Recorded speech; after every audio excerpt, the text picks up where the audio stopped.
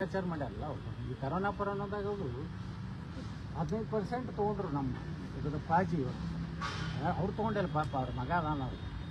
ತೊಗೊಂಡು ಏನು ಮಾಡ್ದ ಒಂದು 50 ಆಂಬ್ಯುಲೆನ್ಸ್ ಬಿಟ್ಟ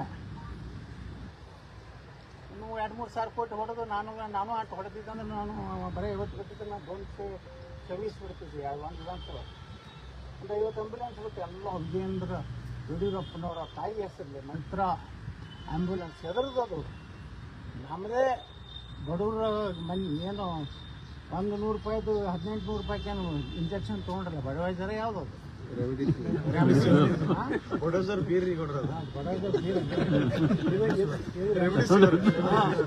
ರೆಮಿಡಿ ಏನು ತೊಗೊಂಡ್ರಲ್ಲ ಅದು ಆಗಿದ್ದು ಟೆಂಡರ್ ಬೇರೆ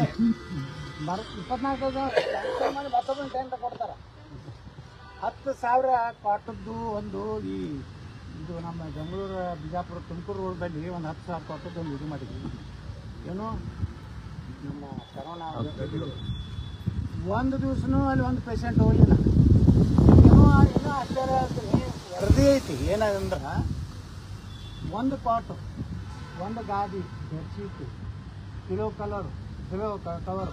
ಅದರಿಂದೇನು ಸಲಾಯಿನ ಬಟ್ಟೆಗೆ ಇದು ಸ್ಟ್ಯಾಂಡ್ ಒಟ್ಟು ಹೋಗ್ತದನ್ನು ಬಡಿಗೆ ನಿಮ್ಗೆ ಹಾಂ ಒಂದು ದಿವ್ಸಕ್ಕೆ 10,000 ಒಂದು ದಿವ್ಸಕ್ಕೆ ಹಾಕ್ರಿ 10,000 ಆದ್ರೆ ಅದನ್ನೇ ತೊಗೊಂಡ್ರೆ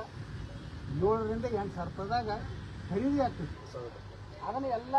ಕರೋನಾ ಮುಗಿದ ಮ್ಯಾಗ ಎಲ್ಲ ಸಿವಿಲ್ ಹಾಸ್ಪಿಟಲ್ ಕೊಟ್ಟಿದ್ರು ಎಲ್ಲ ದವಾಖಾನೆಗೆ ಇಂಥ ತಿಂದವರಿಂದ ಯತ್ನಾಳ್ ಹೊರಗೆ ಹಾಕ್ಸಿದ್ರು ನಾನೇನು ಭ್ರಷ್ಟಾಚಾರ ಮಾಡಿರಲಿಲ್ಲ ನಾನೇನು BJP ವಿರುದ್ಧ ಮಾತಾಡಿಲ್ಲ ಮೋದಿ ಅವ್ರ ವಿರುದ್ಧ ಮಾತಾಡಿಲ್ಲ